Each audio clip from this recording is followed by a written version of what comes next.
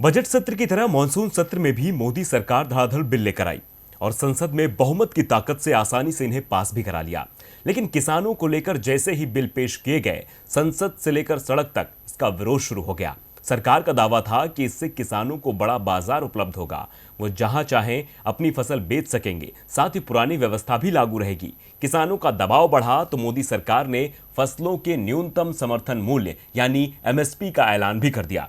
लेकिन पिछले साल की तुलना में एमएसपी में जो बढ़ोतरी की गई है, उसे लेकर सरकार की मंशा पर सवाल उठने लगे हैं। खेती घाटे का सौदा बनती जा रही है। किसानों पर हर साल कर्ज बढ़ता चला जा रहा है। मोदी सरकार बात करती है किसानों के हित की, लेकिन उसकी योजनाएं किसके हित में है, ये देश का हर आदमी समझ रहा है। अभी रबी की फसल का सीजन चल रहा है, लेकिन किसानों का ध्यान खेतों पर कम और सरकार खिलाफ विरोध की आवाज उठाने पर ज्यादा है।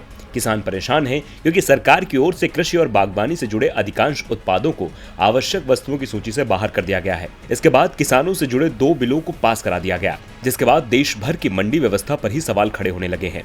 सरकार भले ही दावा कर रही है पुरानी व्यवस्था बनी रहेगी, लेकिन किसानों को भरोसा नहीं हो रहा है। इस बीच रबी की फसलों के लिए एमएसपी का ऐलान भी मोदी सरकार की ओर से कर दिया गया है और इस बार जो औसत एमएसपी बढ़ाई गई है वो 4.3% है। ये मोदी सरकार के कार्यकाल में सबसे कम बढ़ोतरी है। जी हां, किसानों के हित की बात करने वाली मोदी सरकार ने किसानों की फसल की कीमत में सबसे कम बढ़ोतरी की है। पिछले साल की ही बात करें तो ये बढ़ोतरी 5.7% थी। केयर रेटिंग की एक रिपोर्ट के अनुसार इस साल मसूर का सबसे ज्यादा 6.3% की एमएसपी बढ़ाई गई, जबकि चना, तिलहन और सरसों के एमएसपी में 5.1 और गेहूं पर सबसे कम 2.6% एमएसपी बढ़ाई गई है। पिछले 6 साल में गेहूं की एमएसपी में हर साल औसतन 5% की वृद्धि होती रही है, लेकिन इस बार ये बढ़त आधी रह गई है। ये हाल अन्य फसलों का भी है।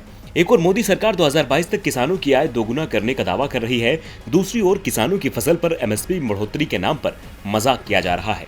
डीबी लाइव की रिपोर्ट।